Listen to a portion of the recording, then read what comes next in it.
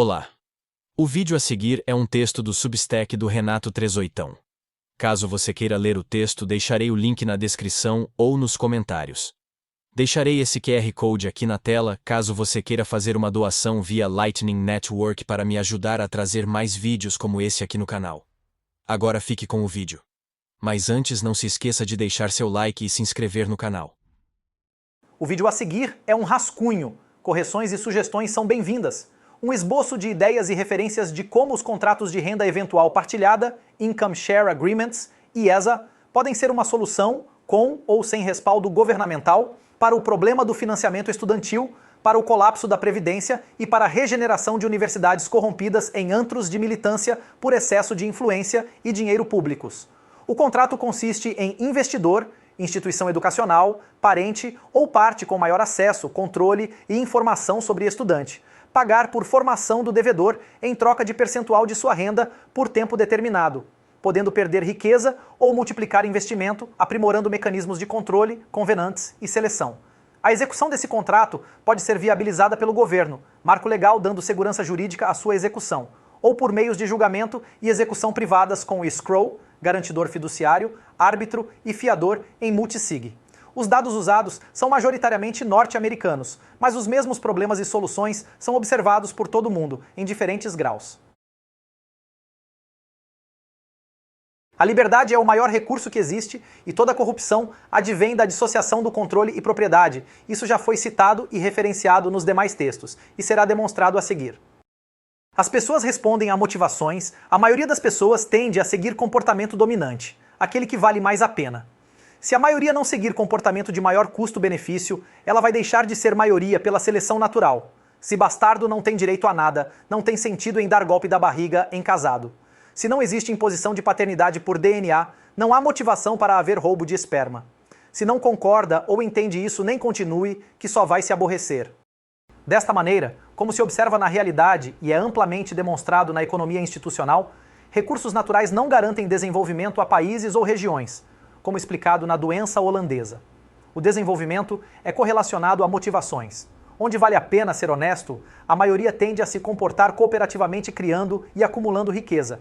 Onde vale a pena ser oportunista, a maioria tende a se comportar como oportunista e quem acumula ou produz algo que dependa de custódia ou proteção alheia acaba perdendo. Apenas nos Estados Unidos, a dívida estudantil já ultrapassou 1,7 trilhões de dólares, mais que o PIB do Brasil em 2021. A própria esquerda reconhece que a principal promessa de campanha que elegeu Biden foi a de cancelar as dívidas estudantis de 13% da população, 43 milhões de devedores, ignorando a ampla distribuição de dezenas de milhões de envelopes para votos pelo correio não solicitados, explodindo a compra de votos. Bolsonaro fez o que Biden prometeu, perdoou até 93% da dívida dos caloteiros do FIES, mais uma vez estimulando o oportunismo. Embora no Brasil fossem menos de 1 milhão de beneficiados e com valores ordens de grandeza menores que as dívidas dos americanos. Além do juros negativo, inflando o valor de ativos e da captura administrativa, regulações para enriquecer quem tem acessos políticos beneficiando grandes corporações, a dívida estudantil é considerada um dos grandes fatores destruidores da classe média americana, tanto por impedir herança, já que a maioria dos credores não tem como pagar dívida, quanto por encarecer o ingresso e permanência em universidades, já que a ampla oferta de crédito provocou explosão de custo da educação no país, quase triplicando desde 1971, mesmo corrigido pela inflação. Como quem financia os cursos tem pagamento garantido, não tem motivação em controlar a qualidade dos alunos ou do curso, como as universidades recebem seus pagamentos independente do resultado, também não sofrem qualquer pressão para controle de qualidade e muito menos custo. Os alunos e suas famílias, pior ainda, são os menos informados da relação e os que têm maior custo em assumir risco do empreendimento, já que têm menos informação e menor possibilidade de diversificação, usualmente decidindo emocionalmente se vão estudar e onde, baseados nas avaliações, no mínimo, enviesadas da universidade e do financiador que os aprovaram. Por isso, as universidades foram degeneradas em antros de militância política, pois a maior parte da riqueza obtida por elas depende hoje de militância política educacionista, e não dos supostos serviços educacionais, e muito menos de sua capacidade de aumentar a produtividade ou capacidade de geração de riqueza de seus alunos. Se o governo paga mais de 90% das mensalidades, ele é o cliente principal a ser satisfeito. Desta maneira, tornam-se viáveis cursos inúteis, que não capacitam para qualquer atividade produtiva e que seus egressos, em regra, vão se endividar ainda mais para fazer mestrados e doutorados, ou vão trabalhar em atividades não relacionadas com graduação, normalmente com perda de valor comparativo, a se nunca tivesse pisado em faculdade. Cuba é o caso extremo de graduados, mestres e doutores motoristas, prostitutas, cozinheiros e garçons, mas até nos Estados Unidos não é incomum graduados baristas, balconistas do Starbucks ou McDonald's, chegando a 48% dos motoristas de Uber nos Estados Unidos. Para a maioria dos estudantes, o sistema atual reduz sua riqueza e renda. Certos e raros diplomas têm um valor presente de mais de US$ 1 milhão. Entretanto, a média do ROI, retorno médio sobre investimento, ganho marginal de renda, devido à aquisição do diploma, trazido a valor presente, VPL, dentre 30 mil cursos nos Estados Unidos, seja de US$ 129 mil. Assim, na ampla maioria dos casos, o estudante não tem ganho médio em relação ao custo de oportunidade, vez que 1. A renda média nos Estados Unidos é de mais de US$ 30 mil anuais, e quem frequenta a faculdade atrasa anos o início de sua carreira, perdendo 4 anos de trabalho, usualmente no pico da produtividade e saúde. 2. Há o risco de se tornar um dos 40% de desistentes, que não se diplomam sem obter qualquer benefício com investimento. E 3. Há ainda custo de oportunidade em ganho de experiência, capitalização, educação real em trabalhar em tempo integral, em vez de dedicar anos à instrução formal e de oportunidades restritas após graduação, como serviço militar. Isso com dados atuais, com juro real negativo e taxas altamente subsidiadas, com normalização dos juros, tende a piorar. A seguir é descrito, em suas prestações principais e motivações, um contrato que pode aliar interesses de universidades, devedores estudantis e investidores, resolvendo as 3 questões. 1. Como garantir sistemas previdenciários, dado que sistemas de repartição colapsam com fecundidade insuficiente e sistemas de capitalização colapsam com juro negativo sistemático. 2. Como disponibilizar recursos privados com abundância e mecanismos de correção de mercado para o financiamento estudantil, dos cursos e alunos que realmente tenham potencial de ter retorno sobre investimento. E 3. Como retirar as distorções derivadas das regulações indevidas, realinhando as motivações, mitigando a corrupção e oportunismo. Como é regra dentre os problemas regulatórios, a solução começa com a retirada das distorções criadas por ações estatais e termina com o alinhamento de interesses com motivações cooperativas. Neste caso, existe um contrato que, se tiver sua execução garantida, pode oferecer solução privada para financiamento estudantil, resolvendo também a inviabilidade da Previdência. São os contratos de divisão voluntária de renda eventual. Já existe no Brasil, para cursos profissionalizantes, oferta deste contrato em modalidade em que a própria instituição educacional financia curso e o aluno paga proporcional à sua renda, e se não tiver renda relevante por 60 meses, não paga nada. O investidor assume risco e alinha suas motivações, em fazer a correta seleção de estudantes e cursos com potencial de retorno e de maximizar a renda do devedor, a qual é sócio. O devedor também é devidamente motivado em escolher cursos viáveis e de demonstrar e desenvolver as habilidades necessárias para obter aprovação e aproveitamento em tais cursos. Os investidores se comprometem em financiar os custos e os alunos se comprometem a pagar um percentual de sua renda eventual por anos, não tendo qualquer dívida após o período contratado. O aluno é usualmente a parte menos qualificada a avaliar a sua capacidade de gerar valor ingressando em um curso ou programa, seja por sua idade, inexperiência em mercado ou incapacidade de autoavaliação comparativa. Os investidores com menor risco de alocação, com mais informação, possibilidade de diversificação e controle, que teriam, com menor custo e risco, que fazer o controle de atributos e compatibilidade entre aluno e curso, enriquecendo se acertasse e empobrecendo se errasse, sendo corrigidos os critérios adotados por mecanismos de mercado. Tome como exemplo um tio que se dispusesse a financiar a faculdade de medicina de um sobrinho por 10% de sua renda eventual por 30 anos após o término de suas residências. Um tio veterano na área teria mais ou menos condições de avaliar o potencial de renda do sobrinho em relação a governos e bancos? Se o tio acreditasse que o sobrinho não tem as habilidades mentais e atributos para se tornar um profissional produtivo, ele teria motivações para fazer esse contrato? Se o tio financiasse um estudante a cada 6 anos, consolidando renda marginal de 10% ao ano por 30 anos, e isso custasse menos de 20% da sua própria renda, se selecionasse e controlasse bem os devedores, Os ingressos não sustentariam indefinidamente novos financiamentos após o segundo devedor começar a pagar e uma renda sustentável após o terceiro? Comércio é a troca que cria valor. Contratos privados voluntários elevam a riqueza de ambas as partes. Se o empréstimo não tiver perspectiva de produzir aumento de riqueza ao financiador, ele aceitaria esse contrato? Se o empréstimo não tiver perspectiva de produzir um aumento de mais de 10% na renda futura do estudante, ele aceitaria esse contrato? Uma vez que o contrato seja cumprido com sucesso, o estudante tenha dobrado ou triplicado sua renda futura e complementado por 30 anos a renda do investidor, pagando 10% da renda do devedor no período que financiou 5 ou 6 anos de seus estudos, houve motivação de alguma parte para ser oportunista com a outra? Qual? Isso não seria mitigado se o espólio, herança eventual do devedor, fosse colateral perdido em caso de fraude ou inadimplemento? Se as respostas às questões anteriores forem consistentes com a teoria das escolhas racionais, então a geração de valor e a superioridade desses contratos em relação a qualquer outro em que o financiador não tem pele em risco está demonstrada. Esse tipo de contrato alinha as motivações. O financiador passa a ter motivação permanente em elevar a renda do devedor no período de pagamentos com contribuições financeiras, como oferecendo contratos sucessivos para outros cursos que aumentem ainda mais a produtividade e empregabilidade, e não financeiras, como conseguindo indicações de emprego, empreendedorismo, pessoalmente orientando ou até controlando o devedor através de convênios para evitar doenças, como a dependência química, obesidade e outras patologias, ou perda de produtividade, saúde por maus costumes. Em resumo, você prefere pagar 1 Bitcoin na educação superior de seu filho ou dar 1 Bitcoin de fiança em multisig em garantia para alguém da área que pode orientar, controlar e arranjar emprego, bancar ficando com 10% da renda por 30 anos após formado?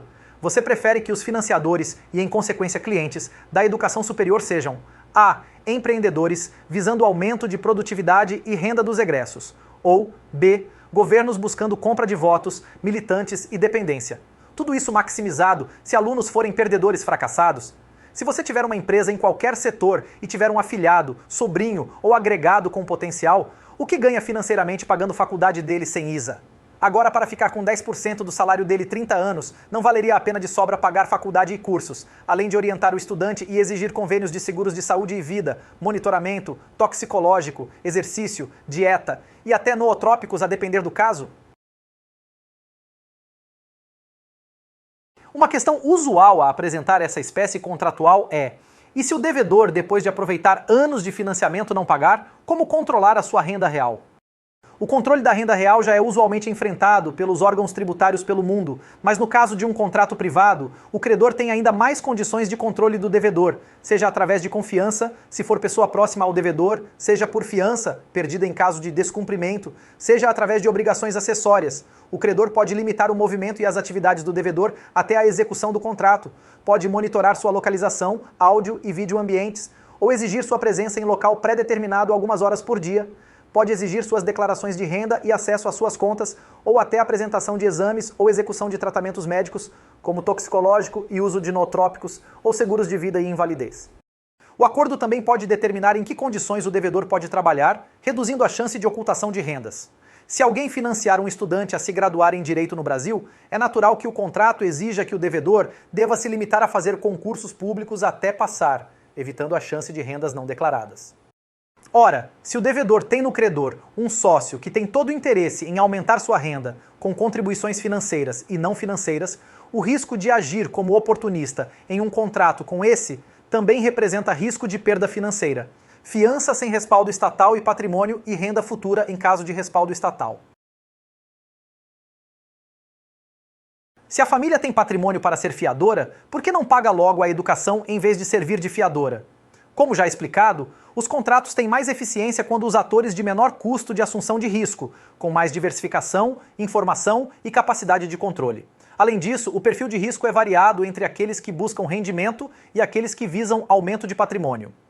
Se o pai financia a educação do filho, não tem qualquer ganho marginal financeiro, vez que filhos já têm obrigações alimentares com ele, financiando ou não sua educação superior, e amplifica a escala da perda se o filho fracassar no empreendimento. Apenas sendo fiador, reduz risco, mantendo seu patrimônio caso o devedor não viole contrato, mesmo o filho fracassado, aumentando o potencial de retorno do filho, incluindo parte profissional em seu monitoramento, financiamento e orientação. Com este contrato popularizado, recrutar, financiar e orientar estudantes com potencial passaria a ser um mercado de consolidação de renda, como são títulos, imóveis e ações que têm valores de mercado globais de centenas de trilhões de dólares. E os investidores iam ter motivações amplas para garimpar oportunidades, disponibilizando uma quantidade virtualmente ilimitada de recursos privados para a educação, com controle de mercado. Contratos de divisão de rendas futuras consistem em instrumentos em que o devedor tem educação financiada por credor pela promessa de percentual de sua renda futura por prazo determinado, como no exemplo citado 10% por 30 anos, mas também poderia ser 5% por 60 anos ou 15% por 25 anos, a depender da negociação.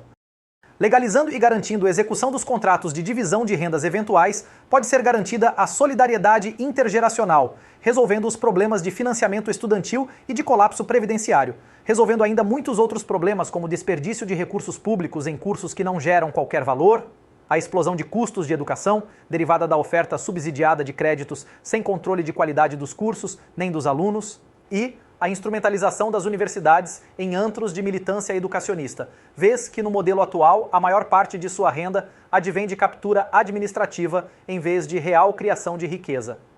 A solução para a dívida estudantil é a garantia de contratos com equilíbrio econômico, o que só é possível com alinhamento de interesses para que comportamentos cooperativos sejam dominantes. Sem subsídios e garantias estatais, grandes corporações e bancos não teriam vantagens em ofertar esses contratos sobre parentes, vizinhos, professores ou a própria universidade, com vantagens idiosincráticas em selecionar e controlar estudantes. A solução para o problema de capitalização, no longo prazo, pode ser a normalização da fecundidade, com o desmantelamento das leis misândricas e do welfare. Mas no curto prazo é a oferta de retornos acima dos juros tabelados, como nos retornos naturais em mercados mantidos fora do legacy. Um contrato como esse poderia ser garantido e viabilizado por normas e tribunais estatais, ou pela indicação em contrato de fiador, árbitro e escrow, que mantivessem garantias de cumprimento das obrigações do devedor em multisig, 3 de 5 ou 4 de 7, em Bitcoin, ou sintéticos colateralizados em Bitcoin, o colateral supremo. As vantagens de um pai ser fiador de um contrato desses em vez de financiador são, primeiro, que faz mais um investidor ter interesse direto no aumento da renda eventual de seu filho e na avaliação de seu potencial, aumentando chance de seu sucesso e investimento não financeiro em sua prole. Segundo, que reduz risco, vez que se seu filho não tiver renda relevante após graduação, mantém ao menos o depósito de fiança se não descumprir obrigação, dividindo o custo de um filho fracassado. Quando o principal financiamento das universidades for derivado de percentual de renda de seus egressos e não de subsídios governamentais, aí sim elas terão motivações em focar em educação que aumente valor e produtividade dos alunos, em vez de focar em captura administrativa e em formação de militância educacionista, ainda mais eficaz se os egressos forem fracassados em mercados privados. Esses contratos podem também servir de sinalização de mercado para quais cursos há demanda para aumento de vagas e quais cursos devem ser fechados. Como fica claro nos exemplos de países socialistas e soviéticos que legiões de mestres e doutores formais, com diplomas sem valor real, vivem de atividades braçais ou se mantêm improdutivos e economicamente inativos pela maior parte da vida, titulação acadêmica não é sinônimo de educação real e muito menos de ganho de produtividade ou capacidade de gerar riqueza.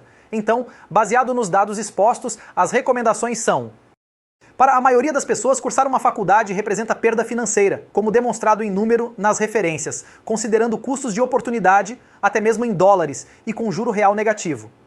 A quantidade de pessoas com vocação e atributos para ganhar produtividade e valor com instrução formal superior é pequeníssima, e esforços para democratizar seu acesso apenas desmoralizam tais cursos e programas, destruindo seu valor. O aluno e sua família usualmente são as partes menos qualificadas para decidir se deve estudar e onde, por ter menos acesso à informação sobre cursos, atributos comparativos e capacidade de diversificação, além de decidir emocionalmente. Isso é resolvido adotando o critério simples de: se terceiro racional privado não está disposto a financiar seu curso-programa, você não deveria estar lá, não tem demanda de mercado ou capacidade pessoal. Não se deve impor nunca sua presença onde não é bem-vindo. Indicadores de educação superior ou alfabetização são consequentes de riqueza e não causa, como Cuba e demais países socialistas e soviéticos comprovam. O próximo vídeo vai tratar de como o colapso do sistema de bem-estar social, welfare, o fim dos sistemas previdenciários, públicos e privados com o colapso do legacy, e a migração das rendas e patrimônios para as nuvens, tornando execuções judiciais inviáveis, cria demanda para os contratos de casamento dotal, comparando modelos indiano, islâmico e ocidental, como mecanismo de garantia alimentar a cônjuge e prole, ainda mais eficaz que as pensões atuais ou soluções do passado, dadas as novas possibilidades tecnológicas. Bom, e esse foi o vídeo de hoje. Caso você queira ajudar o canal, mande uma doação através desse QR Code, via Lightning Network, para me ajudar a trazer mais vídeos como esse. Até o próximo vídeo.